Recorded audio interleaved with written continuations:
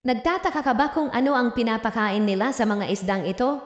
Well, sa bansang India, matatagpuan ang ganitong klasing pamaraan. Hindi ito karaniwang pagkain, hindi dumi, kundi mga balahibo ng manok na kinokolekta nila mula sa mga slaughterhouse. What? Ang mga isdang ito, nakilala rin bilang catfish, ay madaling alagaan at paramihin dahil mayroon silang survival ability na kakaiba.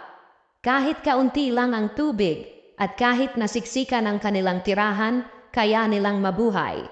Iyan ang dahilan kung bakit maraming fish farmers ang pinipiling mag-alaga ng catfish. Mababa ang maintenance pero malaki ang kita. Bukod pa rito, ang balahibo ng manok na ginagamit bilang pagkain ay mas mura at praktikal.